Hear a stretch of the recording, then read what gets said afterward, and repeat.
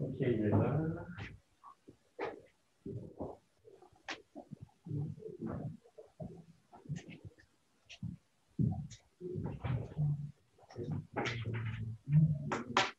Ah oui, c'est D.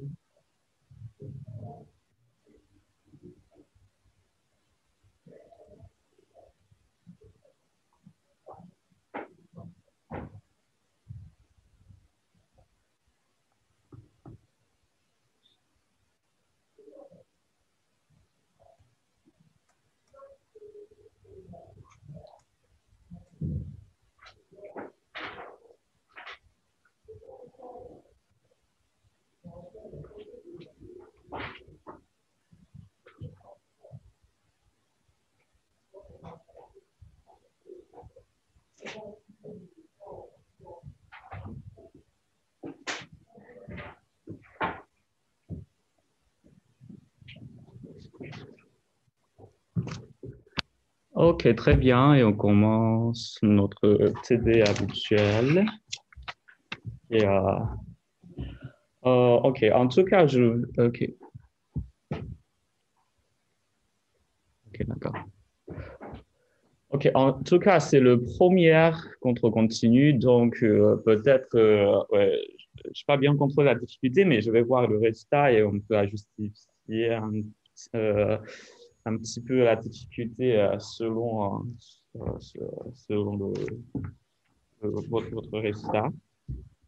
Et en tout cas, en ligne, je crois il y a 10 étudiants qui ont essayé de répondre en ligne, mais il y avait juste deux réponses correctes. Ouais, c'est pas idéal, quoi. Mais bon, OK.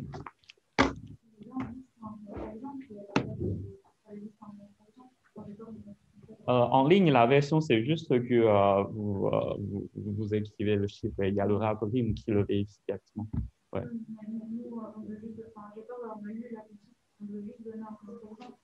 Oui, c'est ça. Pas besoin de justification, en fait. Parce que, en tout cas, ça, c'est la version en ligne. Mais je vais rapidement regarder ce que vous avez fait. Mais même avec ce niveau-là, je crois qu'il n'y a pas beaucoup de personnes qui ont arrivé à trouver un exemple concret avec des chiffres. OK, bon. On va voir. On me donne.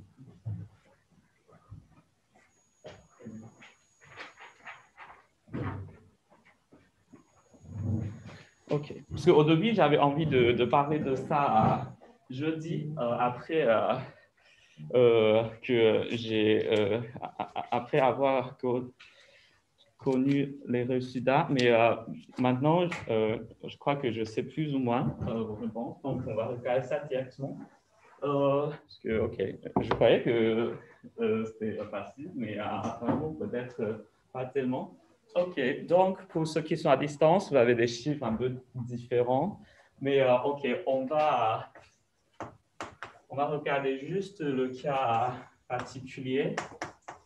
On veut trouver un exemple montrant que A divise 5, A puissance 5 divise B puissance 6 n'implique pas que A puissance 6 divise B puissance 7.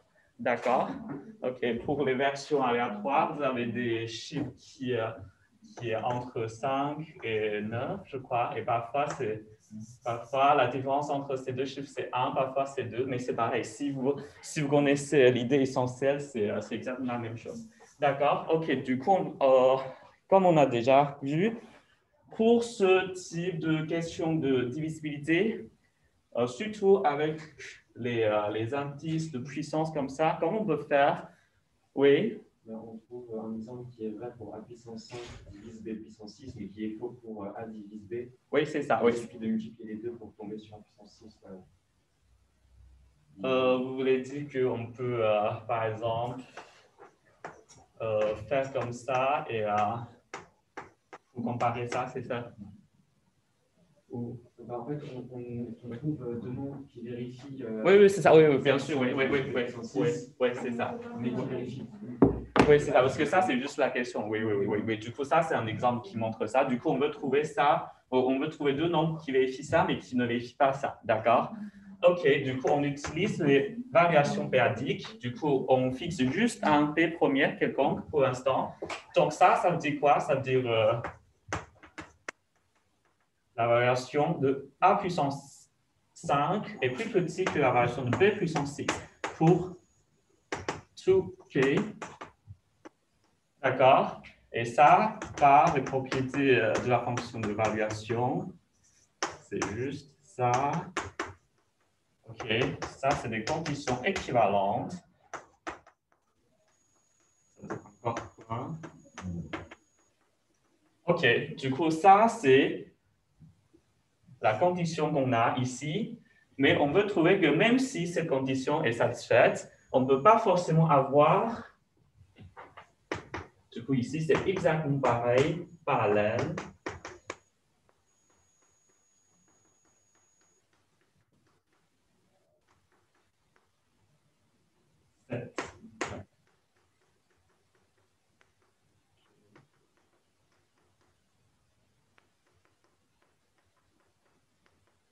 OK. Dans quel cas on peut avoir cette implication? Par exemple, va P de A est plus petit que 6 sur 5, la variation de B. Si on trouve, par exemple, un nombre qui est plus grand que 6 sur 5, par exemple 2, donc avec cette inégalité, on peut bien avoir cette implication-là. C'est-à-dire que si on a ça, on a forcément ça. Et donc, dans ce cas-là, on peut avoir A divise B au carré. D'accord?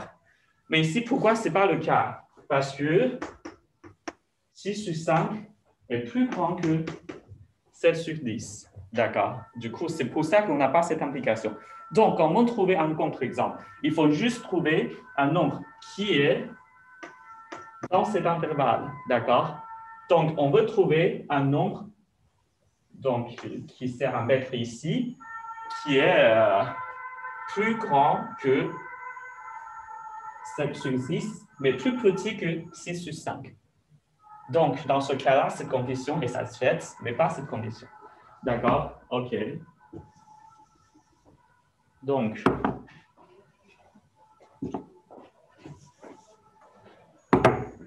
il faut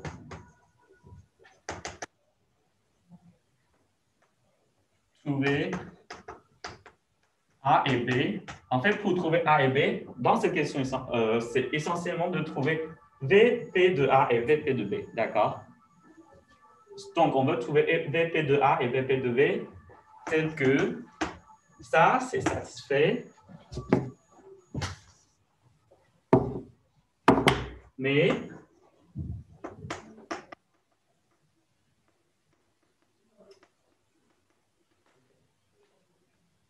parce que ça, c'est juste le contraire. OK, d'accord. Parce qu'on veut trouver un exemple qui ne satisfait pas ça, et du coup, c'est ça, cette question.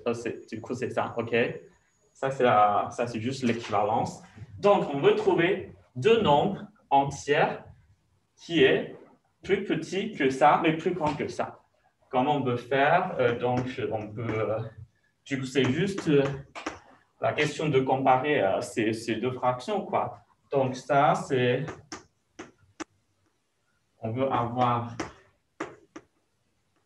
par exemple, les dénominateurs communs pour pouvoir comparer ça.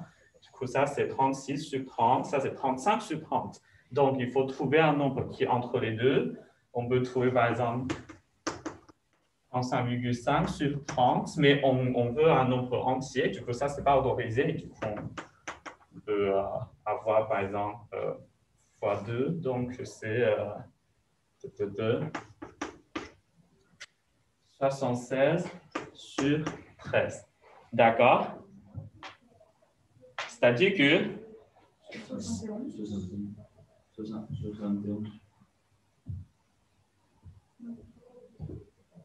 ah oui, pardon, oui, 71, oui, oui, c'est ça. Oui.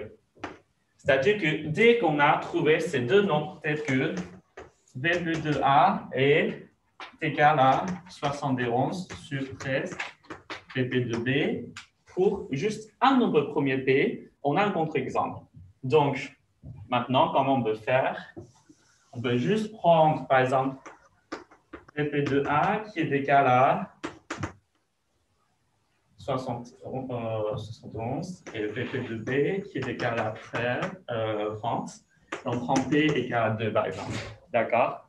OK, du coup, dans ce cas-là, A est égal à 2 puissance 71 et B égale à 2 puissance 30. Ça donne un exemple. Ah non, 60, pardon. Oui, 60. Oui, 60. D'accord. OK. Du coup, à distance, ouais, c'est exactement la même idée, juste avec des chiffres un peu différents. OK. Donc, en fait, c'est comment on peut traduire la divisibilité par la fonction de valuation. Et après, du coup, c'est juste les indices de puissance qui jouent un rôle très important, parce que c'est toujours, du coup, c'est toujours le fait que A divise B si et seulement si VB de A est plus petit que VP de B pour tout nombre premier P. D'accord. Et après, du coup, dans quel cas on a une implication, dans quel cas on n'a pas ça, c'est juste la comparaison pour ces deux nombres-là. D'accord. OK. Parce que tout ça, c'est des conditions équivalentes. Donc, A puissance 6 ne divise pas B puissance 7. Ça veut dire juste que il existe un nombre premier P tel que VP de A est strictement plus grand que 7 sur 6 VP de B. D'accord. Du coup, tout ça, c'est juste une traduction équivalente. Et après, on veut trouver un exemple tel que la variation VP de A sur VP de B est entre ces deux nombres-là. D'accord. OK. OK. Mais si vous n'avez pas arrivé à trouver la bonne réponse, OK, vous inquiétez pas, il y aura 10 contre-contignes. On prend juste les 4 meilleurs. Du coup, vous avez beaucoup d'opportunités à réussir. Et en tout cas, on va voir la difficulté. Parce qu'il y a aussi la question de durée limitée. Ouais. Je crois bien que si je vous donne, par exemple, un jour pour finir cette question, vous pouvez tous le finir. Oui, mais c'est juste, ouais, c'est juste qu'on n'a pas beaucoup de temps. OK, c'est dommage. Mais dans la recherche, normalement, il n'y a pas, comme dire, une durée déterminée ou quoi. Donc, ouais, bien sûr, du coup, la durée, c'est vraiment pas ce qu'on cherche en mathématiques. Ouais. Je déteste ça, mais on n'a pas beaucoup de choix. OK. Okay. Bon, OK, on regarde CD2. Donc, on a fini la question 5. Vous étiez tous à distance la semaine dernière. OK. Donc, on commence la question 6. Ah oui, Aurélie a aussi remarqué que ouais, c'était 6, mais pas 30. Ah oui, c'est ça. OK.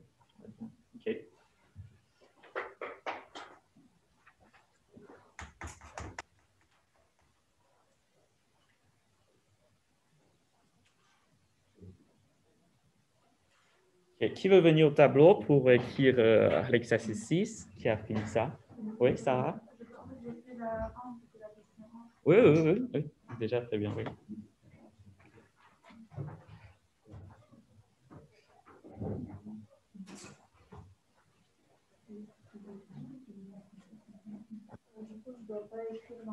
Oh oui, c'est ça. C'est juste là au milieu pour que les autres en distance puissent le voir.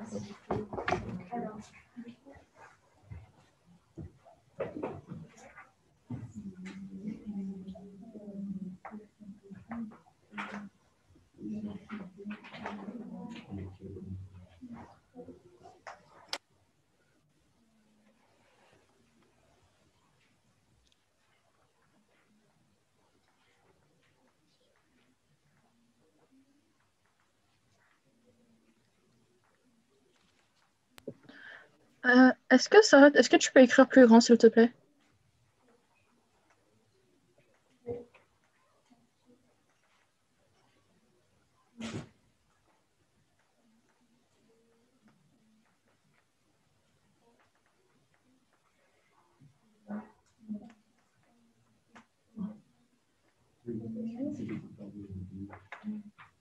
Ça revient.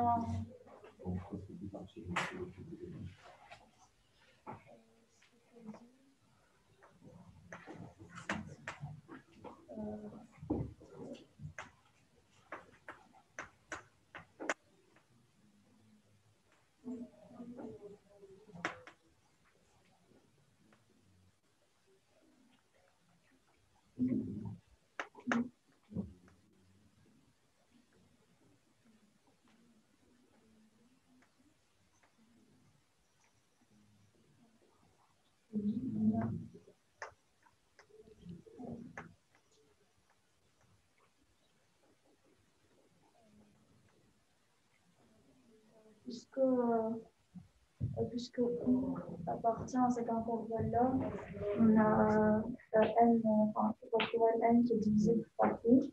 Du coup, on peut écrire ça. On va avoir ça du coup qui appartient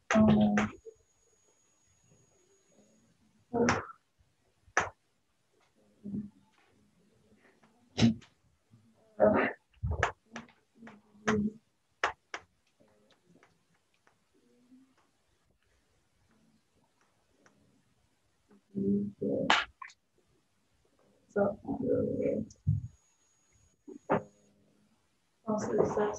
C'est juste ça. Enfin, Tu peux parler plus fort aux camarades.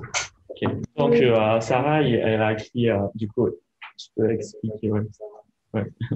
Du coup, on veut montrer que on a un entier qui est supérieur ou égal à 2 et on a grand N qui est égal à factoriel de N et on veut montrer que les entiers grand N plus 2, grand N plus 3, grand N plus petit n sont le premier. En fait, ça revient à montrer que N factoriel ou factoriel, je ne sais pas comment on dit. Un factoriel, on dit. N factoriel plus I est le premier pour tout I dans l'intervalle de 2n, dans l'intervalle de 2 z, c'est-à-dire 2, 3, 4, voilà. En fait, du coup, je réécris n factoriel plus I à hauteur de I. Oui. Puisque n factoriel est divisible par I, parce que I est entre 2 et n, et n factoriel, c'est le produit de 3 là. On peut écrire n factoriel divisé par I, du coup, on peut écrire cette opération. Du coup, on a I qui divise n factoriel plus I. Et puisque I il est entre 2 et n, bah, I est égal, oui, je dois préciser, I pas égal à 1 et I pas égal à n factoriel plus I. Du coup, on a bien démontré que... Oui, c'est ça. Factoriel, en fait. Parce que je voulais dire que I n'est pas égal à 1 et il n'est pas égal non plus à ce qu'il divise. Ah, d'accord, ok. C'est pas premier s'il est D'accord, ok. Très bien, merci Sarah. Oui, du coup, c'est ça en fait. Du coup, ça, j'ai juste un rappel pour la définition de n factoriel. Du coup, c'est le produit de tous les nombres entiers qui est plus petit, tous les nombres naturels qui est plus petit que n, d'accord? Et du coup, c'est n fois n-1 fois n-2 jusqu'à 1. D'accord? Et donc maintenant, ça, c'est après, on a grand N plus 2, grand N plus 3, grand N plus N. Et ensuite, intuitivement, on trouve déjà que parce qu'il y a déjà tout, du coup, les facteurs de n factoriel, il y a déjà tous les nombres qui sont plus petits que n factoriel qui est là-dedans. Du coup, par exemple, 2, on peut savoir 2 divise grand N plus 2 et 3 divise grand N plus 3 et aussi n divise grand N plus N, d'accord? Et donc, oui, c'est ça, c'est exactement ça. Et du coup, il faut juste être un peu prudent pour savoir que, en fait, ouais, du coup, on sait déjà que A n'est pas égal à 1. Parce que maintenant, on sait déjà que A est I, oh, pardon, I. Donc, I est un facteur commun. Non, pardon, je dis n'importe quoi. Du coup, I est un facteur de grand N plus I. D'accord? Et du coup, ça, c'est un facteur. Et pour montrer que ça, c'est pas un nombre premier, donc ça suffit de trouver déjà un facteur non trivial. Donc, il faut juste montrer que ça, c'est pas un facteur trivial, quoi. Donc, il n'est pas égal à 1 et il n'est pas égal à ce nombre lui-même. Donc, I est vraiment un facteur qui est non trivial, qui montre bien que tout ça ne sont pas des nombres premiers. D'accord? C'est à peu près la même idée de montrer qu'il y a un nombre infini de nombres premiers. Est-ce que vous avez déjà vu ça en cours? Ouais, du coup, on prend juste le produit de tous les nombres premiers qu'on suppose d'avoir un nombre fini. Par exemple, je suppose qu'il y a juste K nombre premier. Et après,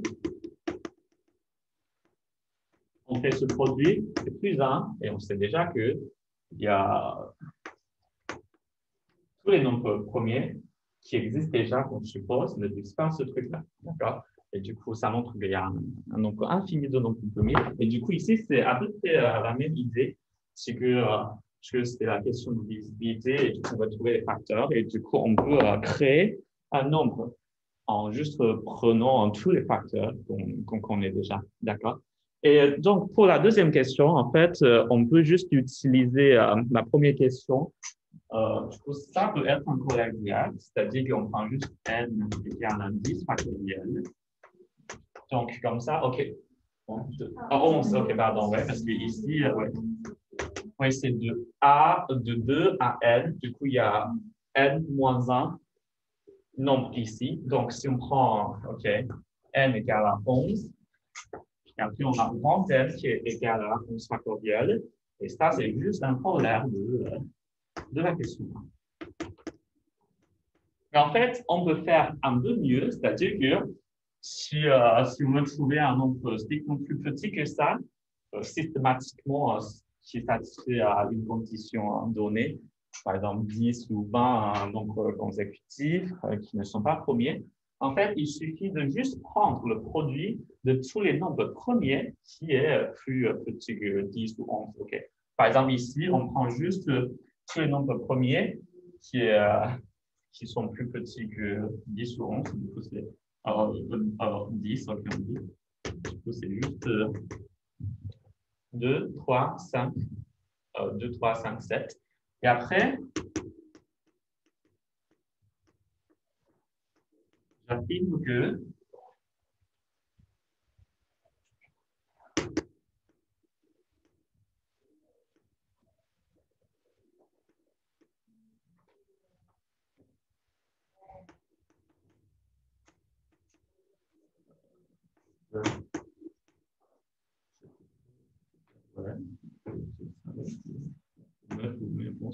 même pour 9, on a déjà 10 nombres consécutifs. D'accord, OK.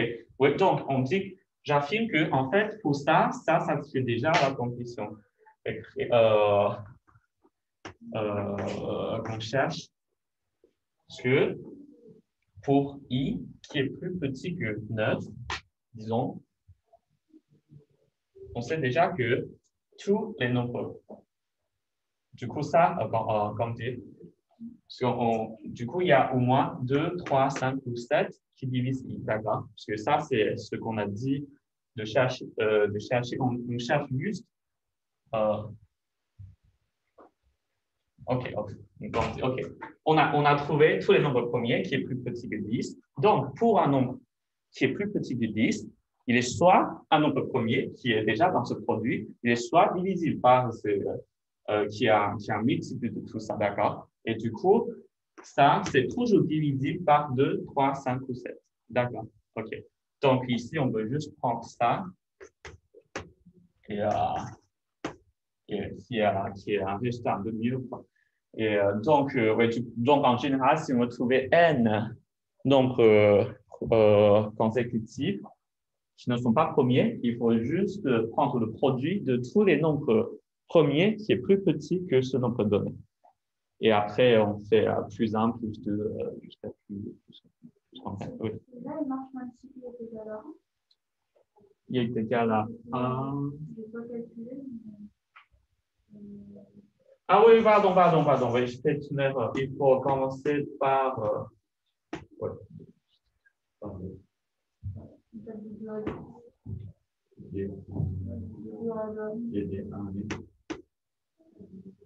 Oui, c'est ça.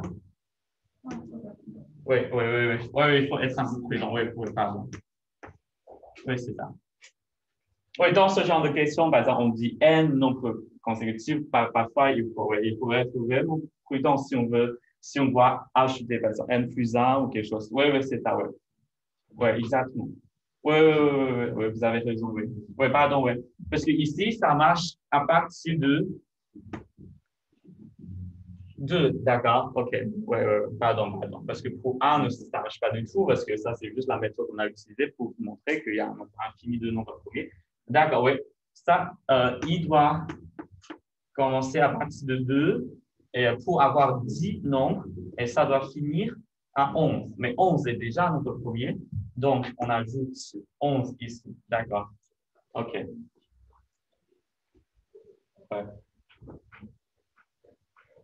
Ouais, je crois que cette fois, c'est bon. Il y a des questions à distance? Non? OK.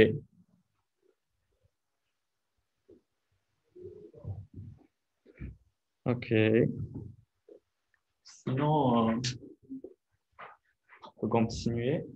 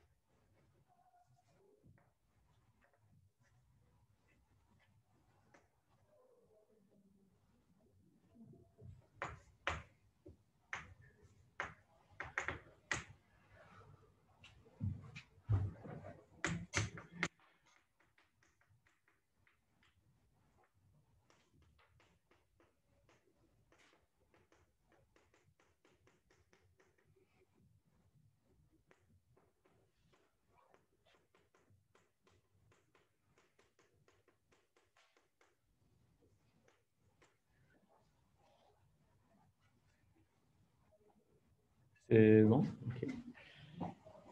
C'est bon, on peut continuer. Du coup, après, dans la question, dans les exercices suivants, on va voir beaucoup de questions qui sont de ce type, qui concernent les BGCD et PPCM. Du coup, c'est le plus grand commun diviseur et le plus petit commun multiple. Donc, en fait, ça, c'est la formule générale qui est très utile. Donc, en fait, on prend, OK, par la définition, les deux sont positifs, OK? Parce qu'en fait, on peut avoir deux choix, soit plus, soit moins, mais par convention, on prend juste celui qui est positif, d'accord? Donc, en fait, on factorise A et B, et pour trouver le plus grand comme diviseur, pour chaque P, on prend la puissance qui est le minimum de ces deux nombres-là. C'est-à-dire que, par exemple, on a de puissance 3 et de puissance 5. Et du coup, le plus petit comme diviseur pour ces deux-là, c'est juste 2 puissance 3. D'accord? Et ça marche exactement de la même manière.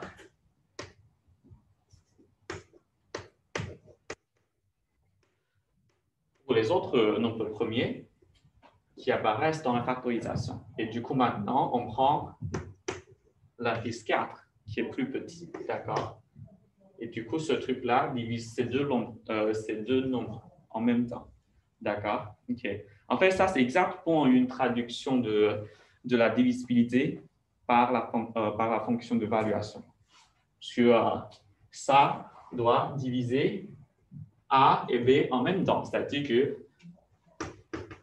l'évaluation théorique, le PGCD de AB doit être plus petit que ces deux nombres en même temps. C'est-à-dire que ça, c'est plus petit que le minimum de ces deux nombres-là. OK. Et après, ouais, ça, c'est juste l'exemple pareil. Pour le PPCM, du coup, c'est le plus grand entre ces deux, d'accord?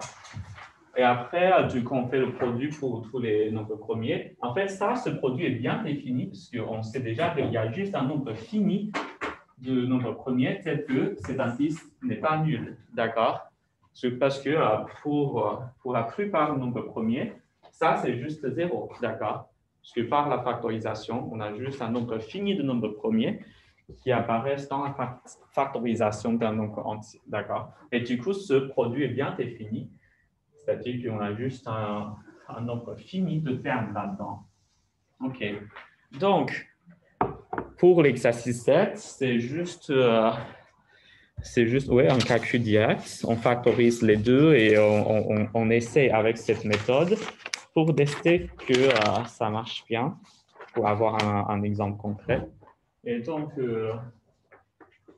on va trouver le PGCD de 195 et 143. OK, la première chose à faire, c'est de factoriser ces deux nombres-là. On commence par le nombre premier, le plus petit, 2 marche pas, 3 marche. Oui? Non? Ah oui, 3 marche déjà.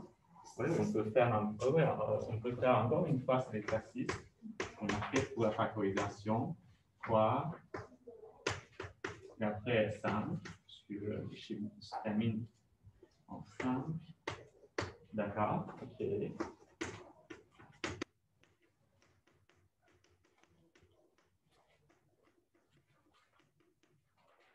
Ça.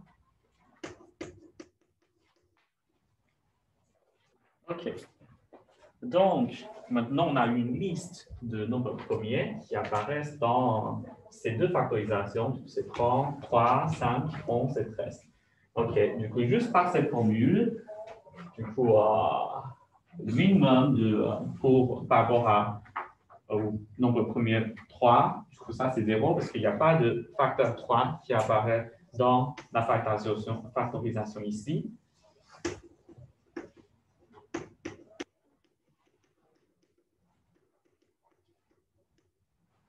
En fait, c'est pareil pour les autres facteurs, sauf 13, d'accord?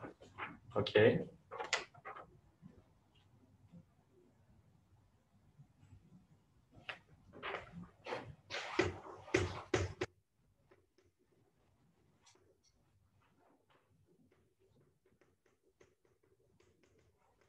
Et pour le plus petit comment multiple, c'est à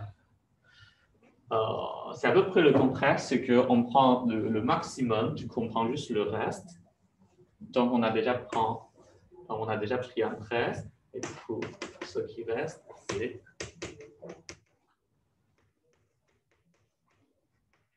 tout ça là, OK. Donc c'est juste avec cette formule-là qui a fait marcher cette méthode. D'accord. Ou bien on a une autre méthode pour trouver le PGCD, surtout avec un ordinateur. On veut un algorithme qui a une complexité pas très grande. Parce que le problème de factoriser un nombre, c'est difficile pour les ordinateurs. Donc, même si pour nous, si on regarde juste les petits nombres comme ça, pas un grand chiffre. Et, on a l'impression que ouais, ce n'est pas tellement difficile. Après la factorisation, la réponse est automatique. Mais en fait, si on a deux nombres qui sont trop grands, la factorisation déjà n'est pas possible. Du coup, comment on peut faire? On a un algorithme d'Euclide. Okay.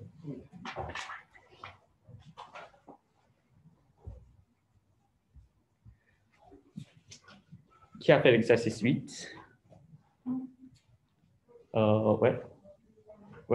Ouais, c'est bien. Sur l'exercice 8, tu veux qui? Tu veux venir au tableau? Oui, si tu veux, vas-y.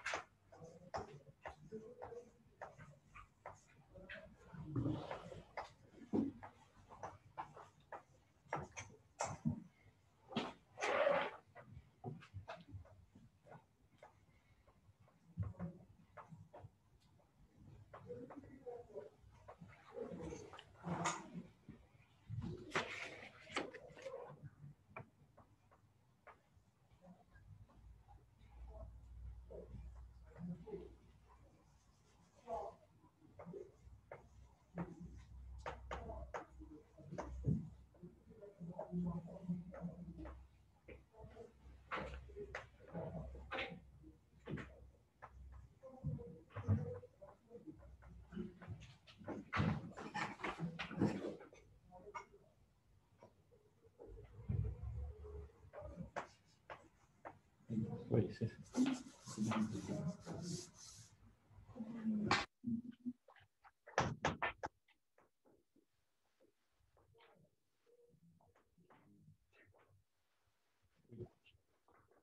Bien.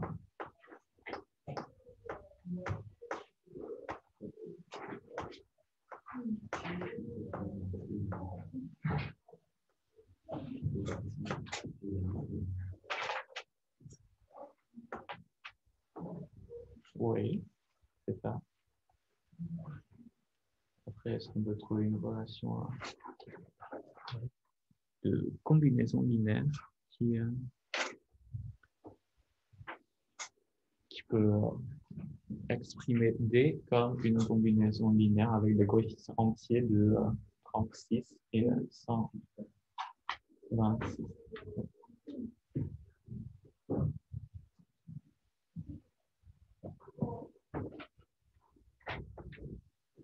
C'est juste la première ligne. C'est juste ça, non?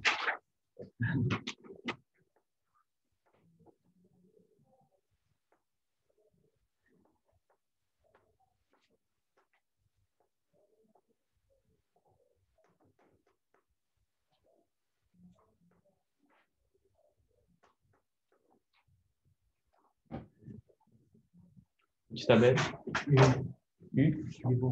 Yvon. OK. Merci, Yvon. OK, Yvon, il a écrit parfaitement l'algorithme de Euclide. Et du coup, c'est exactement ça. Et du coup, juste pour un rappel, qu'est-ce que c'est qu'un algorithme d'Euclide? Cet algorithme, en fait, on peut dire que c'est juste la division qu'on fait ici. C'est-à-dire qu'on fait la division toujours. D'abord, OK, on prend le nombre qui est plus grand. Et du coup, dans ce cas-là, c'est 126. Plus grand, c'est la valeur absolue, parce qu'on a toujours un signe qui peut jouer un rôle.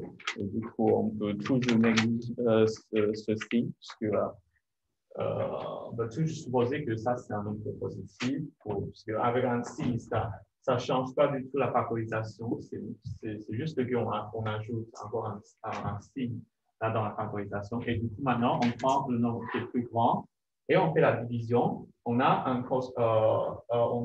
le quotient 3 et après le reste. Donc, après, on prend le reste et le diviseur là.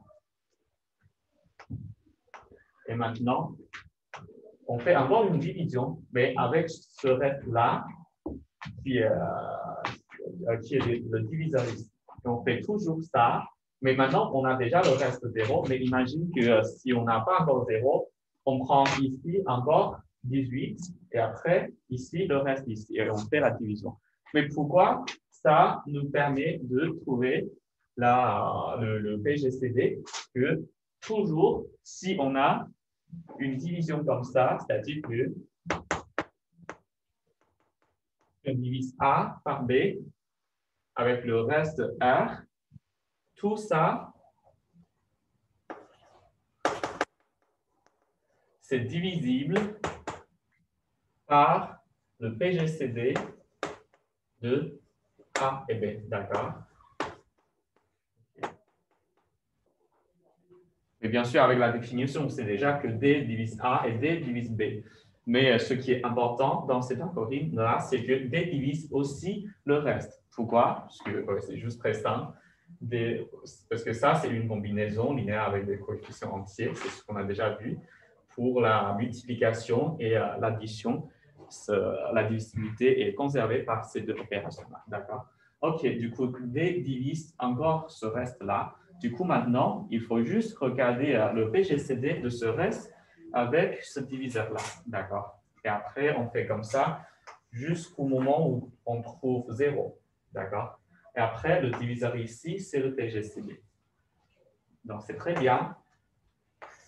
Mais pourquoi cet algorithme, parfois, c'est même plus utile que cette méthode? Parce que ça nous permet de trouver vraiment une écriture comme ça, c'est-à-dire qu'on veut exprimer ce PGCD comme une combinaison linéaire avec des coefficients entiers, bien sûr, parce que c'est en arithmétique et on cherche toujours des coefficients entiers. Du coup, là, c'est juste, on prend d'abord la première ligne et du coup, on veut exprimer. OK. Oh, parce que déjà, ici, 18 apparaît dans la première ligne. Mais dans certains cas-là, on remonte. Et c'est-à-dire qu'on est du coup toujours, on peut exprimer le reste comme une combinaison linéaire du diviseur et de ce truc-là ici. Et on remplace toujours le diviseur qui apparaît par une autre combinaison linéaire de reste et de diviseur et tout ça. D'accord? Et du coup, dans ce cas-là, c'est simple. C'est que, oui, 18, ça va rester déjà ici. Pour ça, c'est la combinaison linéaire de 126 et 36 avec les coefficients moins 3 et 1. D'accord? Et en fait, du coup, OK, l'exercice 9, c'est juste une généralisation. Je crois que vous devez avoir vu ça déjà en cours. C'est le théorème de Bézout. Donc, si on a deux,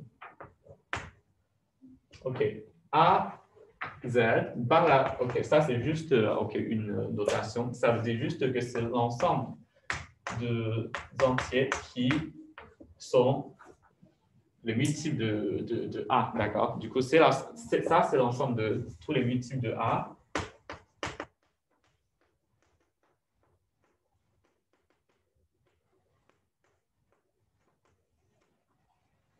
Et on peut en faire un autre ensemble comme ça.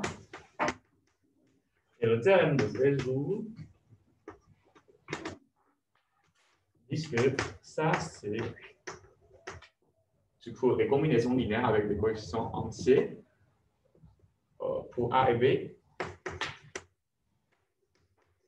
C'est juste tous les multiples du PGCD de A et B. D'accord? Et ça, c'est le théorème de Bézout. Et donc, c'est-à-dire que si on a, par exemple, le PGCD qui est égal à D, du coup, c'est juste D fois 1, qui est bien sûr dans cet ensemble. Donc, ici, on veut trouver une relation. Mais la question générale, c'est que si on a, par exemple, une équation à résoudre, comme dans l'exercice 9, par exemple,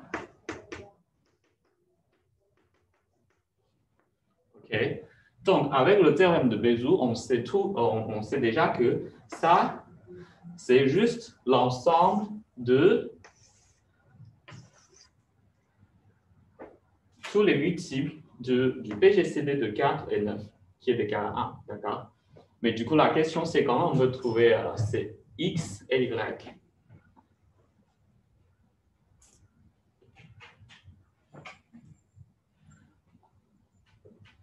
Qui a fait cet exercice, l'exercice 9? En fait, même dans le polycopier, je crois que vous avez déjà une formule générale, non? Ouais. Tout ça, c'est juste une application. Si vous voulez, vous pouvez juste appliquer cette formule directement. C'est à peu près comme dans l'algèbre linéaire. Si on reste sous un système linéaire, par exemple ici, si on a deux équations, OK, en fait,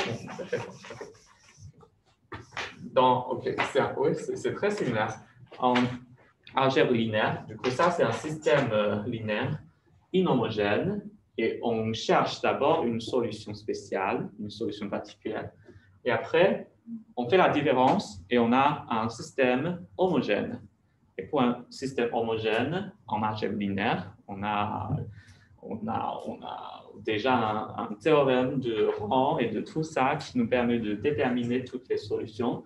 Et ici, parce qu'on a une restriction que les coefficients doivent être entiers, c'est-à-dire que si on a déjà une solution, par exemple, particulière, on peut en fabriquer comme ça, une équation homogène. OK. Et après, ici, en fait, il faut juste prendre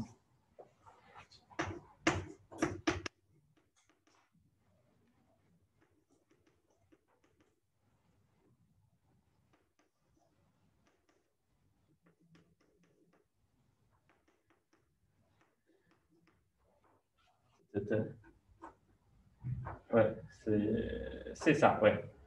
Du coup, vous voyez, en fait, c'est même cette forme exactement pareille comme en algèbre linéaire, sauf qu'on doit vraiment choisir deux nombres entiers comme coefficient ici, et ici, la variable, l'indéterminé, doit être aussi dans Z. OK. Du coup, en fait, c'est exactement la même formule, sauf si on précise que les deux doivent être entiers. D'accord? OK. Du coup, dès qu'on trouve une solution particulière, on peut trouver toutes les solutions, c'est-à-dire qu'il y a un nombre infini de solutions pour cette équation. Et voilà, du coup, ça, c'est la formule générale pour la solution générale. Du coup, la première chose à faire, c'est de trouver ça, du coup, au moins une solution. Donc, en fait, ça, c'est exactement ce qu'on a fait. C'est que, parce qu'ici, 1, c'est juste le PGCD de 4 et 9. Donc, on fait l'algorithme d'Euclide et après, on peut trouver deux entières x0 et y0 qui satisfait cette équation-là. D'accord. OK, donc je montre rapidement ici.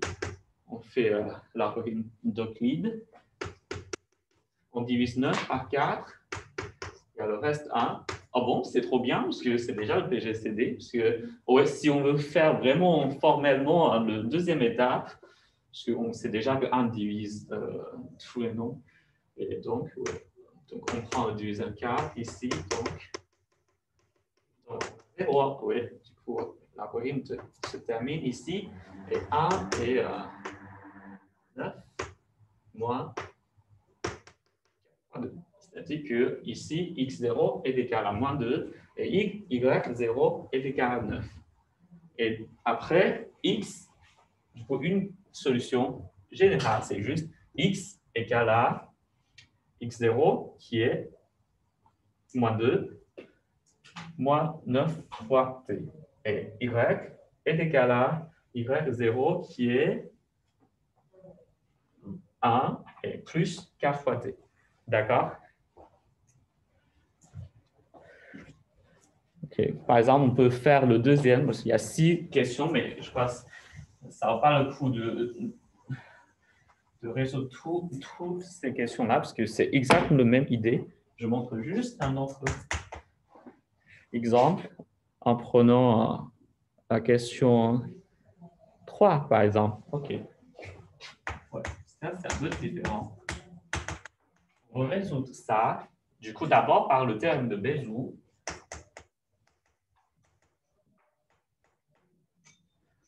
Le PGCD de... Ça, c'est 1, d'accord. Mais on vérifie bien que 4 est un multiple de 1, d'accord? OK. Donc,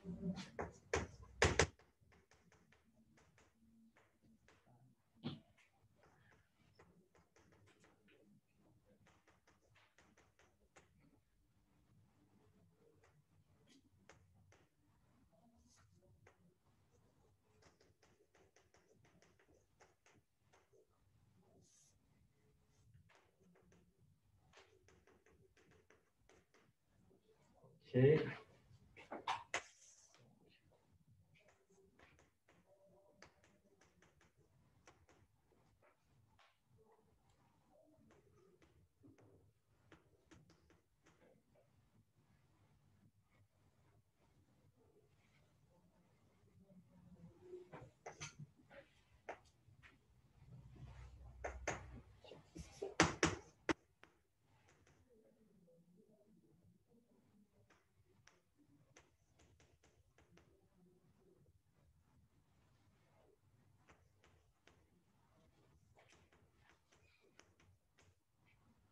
OK. Ah, ouais. Pardon. Ah, non, non, non.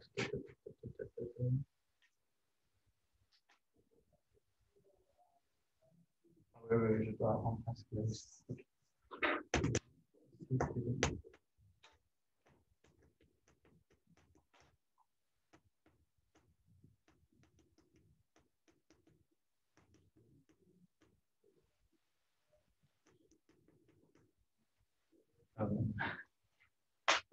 Excusez-moi.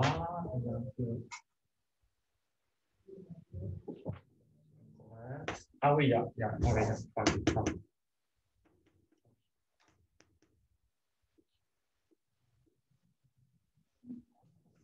Oui, oui, oui, oui, exactement. OK, pardon, OK. Du coup, en gros, c'est ça, on fait ça pour l'algorithme d'Euclide.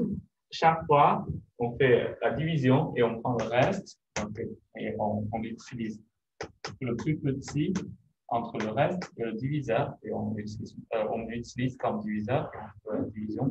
Et après, on remonte, c'est-à-dire que maintenant, on peut exprimer 1 qui est le PGCD de 5 et 18 comme une combinaison binaire avec des coefficients entiers de 18 et 5. Du coup, avec la dernière ligne, on a ça. Et après, on remplace toujours, parce que le diviseur ici, c'est le reste ici. Le reste est toujours une combinaison binaire des autres coefficients dans la ligne précédente. Donc, on remplace ça. Du coup, c'est comme ça. Mais ici, 3, c'est encore le reste. D'accord? Okay. Ici, 3, en fait, il y a deux apparitions de 3. Donc, et après, du coup, ici, 3, on le remplace par cette relation-là. D'accord? Voilà. OK. Et donc, maintenant, ça, c'est 4. Donc, il faut juste multiplier cette égalité par 4. D'accord? Oui?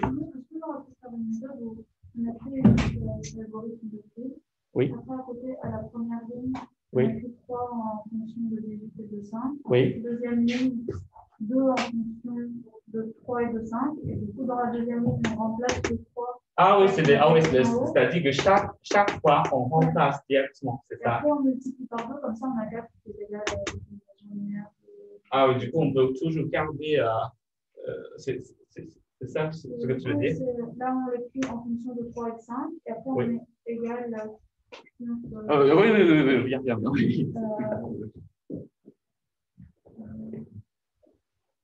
Je finis juste la réponse ici. Oui, oui. Vas-y.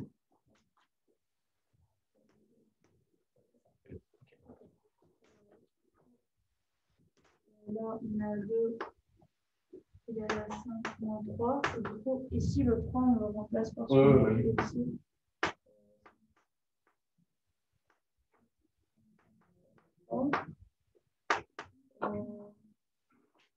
Ouais, du coup, il y a 18. Moins 2 fois. Plus 5. Je sens que j'ai fait une faute. 3 qui est égal à 18, mais ça fait pas moins 3. Ah oui, ouais, ouais, du coup, ici, c'est ouais, plus 4 fois 5. Ouais. Plus 4 fois 5. Ouais. Et du coup, après, on n'a plus qu'à multiplier. Enfin, on fait le fois 2. Et du coup, on a 4 qui est égal à. Ah oui, oui, je vois. Ok. Moins 2 fois 18. Ouais. Oui, moins 36 plus 40. Oui, oui, c'est ça, c'est ça. Oui, mais oui, c'est ça, oui, c'est correct. Oui. Mais c'est ça. Et du coup, par exemple, dans cette question particulière, on voit déjà que ça, c'est pas le PGCD, mais c'est un multiple PGCD. Donc, dès qu'on arrive à trouver comme on dit, un multiple de ce PGCD qui divise 4. On peut s'arrêter là déjà. On multiplie ça par 4. Oui, merci beaucoup. Oui, c'est ça.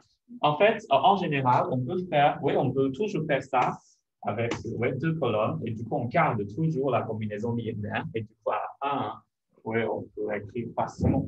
OK, donc, avec le théorème de Bézout, on peut savoir aussi que ce n'est pas nécessaire qu'on a toujours une solution pour ce genre d'équation.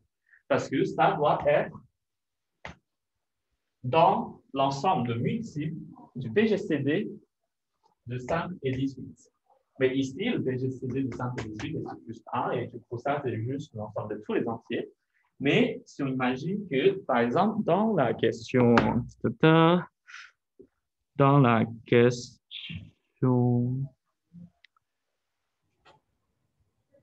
4. OK, très bien.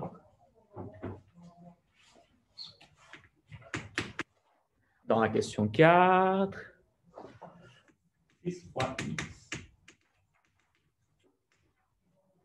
plus 15 fois y égale à 28. En fait, avec le théorème de Bézout, on sait déjà que tous les nombres entiers qui peuvent s'écrire sous cette forme-là est un multiple de qui c'est 15, qui est 3, d'accord? Mais 3 ne divise pas 28. Du coup, on n'a pas de solution.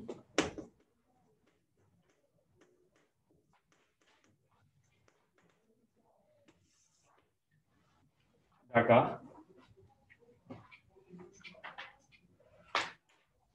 Donc, en gros, pour résoudre ce type de question, il faut d'abord vérifier si ce coefficient-là est bien un multiple du PGCD, des 2 facteurs ici.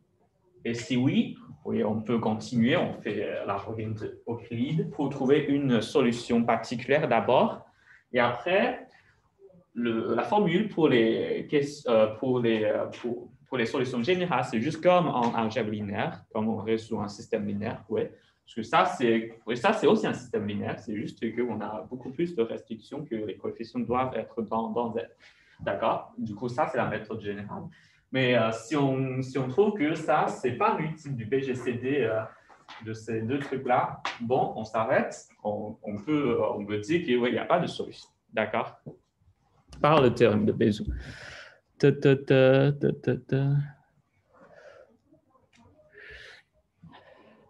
OK, du coup, ça, c'est la question 9. OK. OK. Il me semble qu'il y a des questions à distance.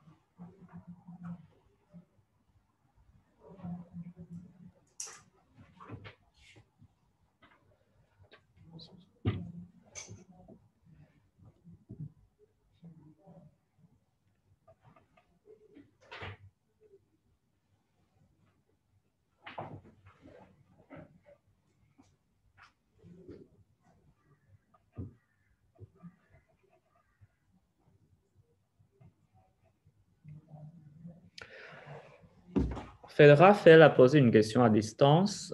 Comment on peut savoir que 11 divise 143? Et du coup, ça, c'est la question générale de comment on peut tester la divisibilité. S'il y a des astuces particulières pour, par exemple, comme 2, 3, 5, 9, tout ça.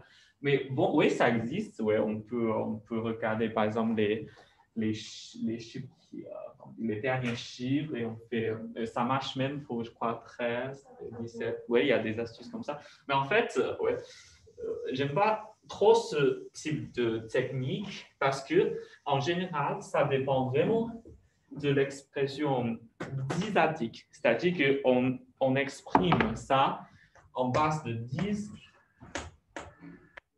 Okay.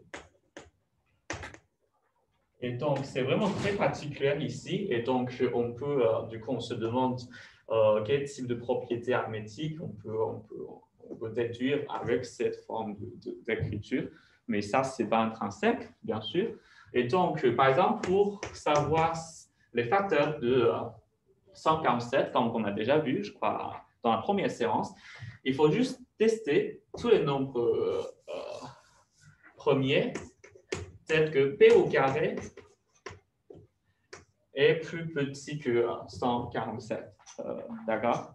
Parce que s'il y a une factorisation, il y a forcément un facteur qui est plus grand que l'autre. S'il y a deux facteurs, par exemple, disons. Donc, en fait, ici, on sait déjà que 13 au carré est égal à 170, qui est plus grand que ça. Du coup, il nous reste juste pas beaucoup de...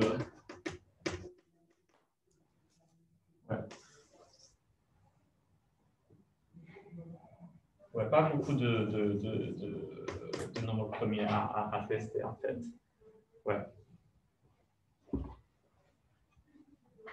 Et oui, c'est ça.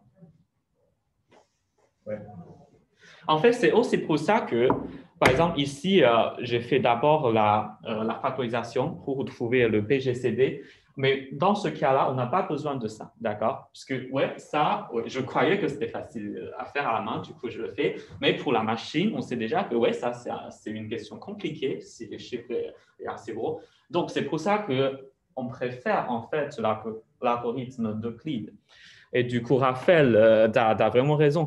Parce que, on peut imaginer qu'on est comme les machines et qu'on ne sait pas du tout comment faire ça avec une durée déterminée. Oui, ça, c'est trop compliqué, la complexité est trop grosse. Et du coup, ça, on peut le faire.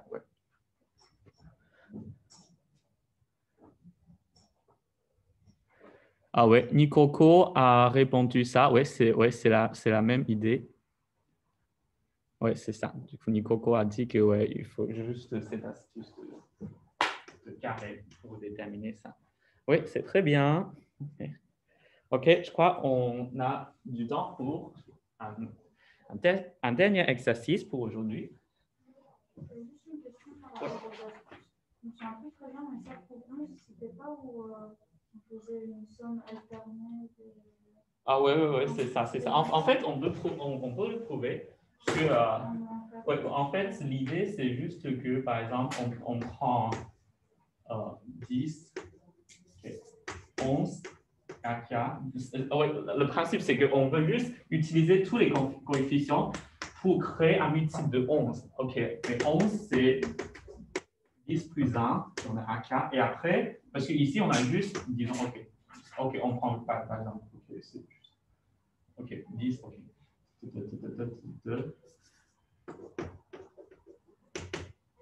Donc, c'est juste ça, moins 4. D'accord. Et du coup, pour les chiffres, mais pour 100, mais c'est pareil. Donc, dans ce cas-là, du coup, ça, c'est déjà bon. Du coup, on regarde moins ça, mais c'est ça, c'est avec l'indice 1, OK? Mais avec, donc, OK. En gros, c'est qu'on prend les sommes, on dira, alternées des OK. On fait la somme de tout ça, et après, on fait la somme de tout ça. On calcule la différence, et on regarde si ça, c'est divisible par 11. Ouais, c'est ça, ouais. Du coup, c'est ce genre d'astuce.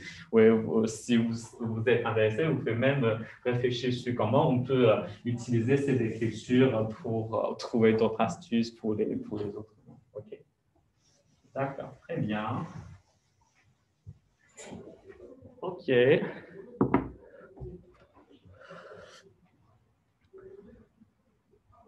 OK, l'exercice 10, c'est très difficile.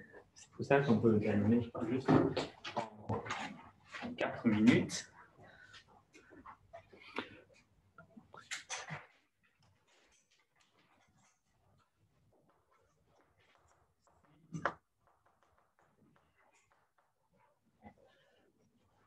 D, qui est une combinaison linéaire de A et B avec des coefficients entiers qui divise A et B. On peut avoir que, on peut en déduire que c'est le BGC de A et B, d'accord.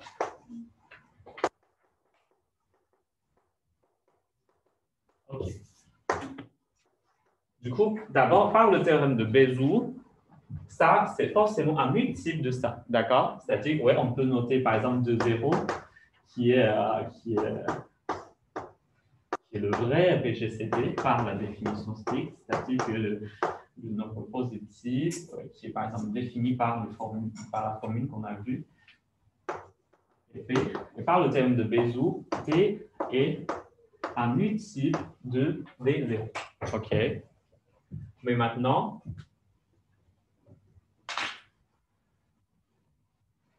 A, D divise A et D divise B veut dire que D divise aussi. OK, en fait, il n'y a même pas besoin de dire tout ça. OK. En fait, c'est tellement facile. OK, parce que D divise A et D divise B, du coup, D divise toutes les combinaisons linéaires de A et B avec des coefficients entiers. C'est-à-dire que D divise AX plus BY, mais ça, c'est juste lui-même, d'accord? OK, du coup, D divise... non, pardon. Non. On a encore.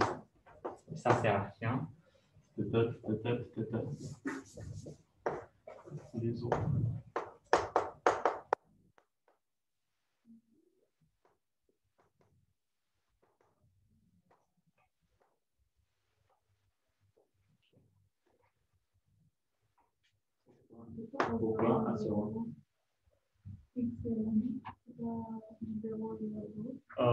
En fait, c'est deux. Ouais.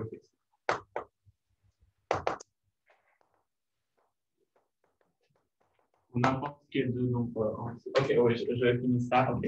On note d'abord N0, B0, qui est vraiment le PGCD de A et B.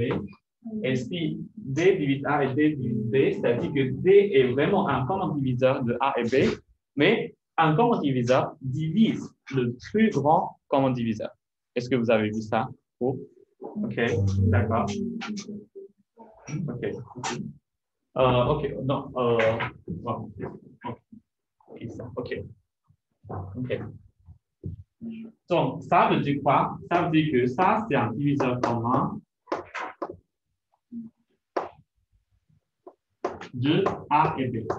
C'est-à-dire que si on veut, avec la variation de D est plus petit que la variation de A et la variation de B pour tous les nombres premiers B, mais pour D0, C'est-à-dire qu'on a forcément ça, d'accord? Parce que pour D0, c'est vraiment le plus petit entre les variations de ces deux, mais ça peut être même strictement plus petit que ça, d'accord? Par exemple, on peut juste imaginer que 1, ouais, ça divise tous les nombres, et du coup, D peut être égal à 1 dans ce cas. Mais, donc, c'est-à-dire qu'on veut dire qu'un diviseur en commun divise le plus grand commun diviseur. D'accord? Ça veut dire que D divise D0. OK? Mais ici, ça veut dire quoi? Ici, D est une combinaison linéaire avec des coefficients entiers de A et B. Donc, D appartient dans l'ensemble de multiples du PGCD de A et B. C'est-à-dire que D0 divise D aussi. D'accord? Du coup, on a ces deux qui veut dire déjà que D égale à D0 pour à signe près, c'est-à-dire que si on suppose que les deux sont à la fois positifs, ouais, les deux sont identiques. Okay. Mais bien sûr, on peut avoir un signe moins, mais c'est pas très important. On peut toujours dire que on suppose que ouais, ça c'est. Oh, ça, on a déjà dit ouais, ça c'est strictement plus grand que 0. D'accord? OK. Et donc, c'est pour ça que la définition par rapport aux valuations pour tous les nombres de premier P, c'est important théoriquement, parce qu'on peut utiliser ça pour prouver beaucoup de théorèmes. Mais si on veut vraiment faire des calculs, surtout avec une machine, c'est plus simple et plus efficace avec l'algorithme de Euclide. Du coup, il y a vraiment ces deux points de vue. OK. On choisit selon nos besoins. Dans ce cas-là, c'est avec ce point de vue d'évaluation, on peut savoir qu'un diviseur commun divise le plus grand commun diviseur. D'accord? C'est pour ça qu'on appelle ça le plus grand commun diviseur. Parce que, ouais. Ça, c'est le diviseur en commun. Ouais. C'est que les évaluations sont plus grandes que les autres diviseurs communs pour tous les nombres de premier P. D'accord. Il y a des questions?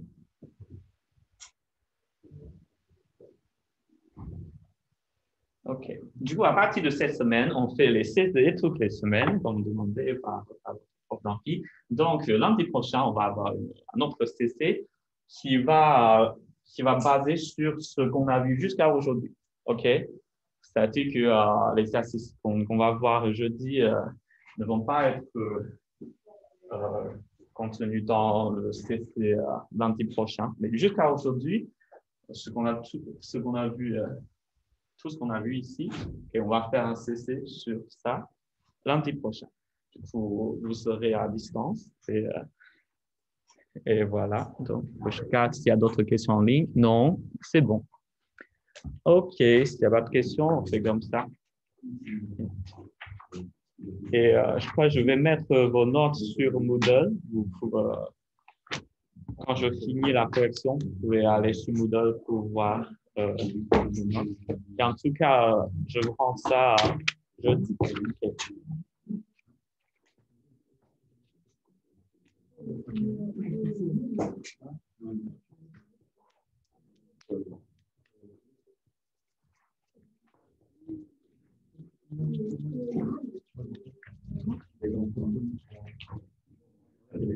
Au revoir tout le monde.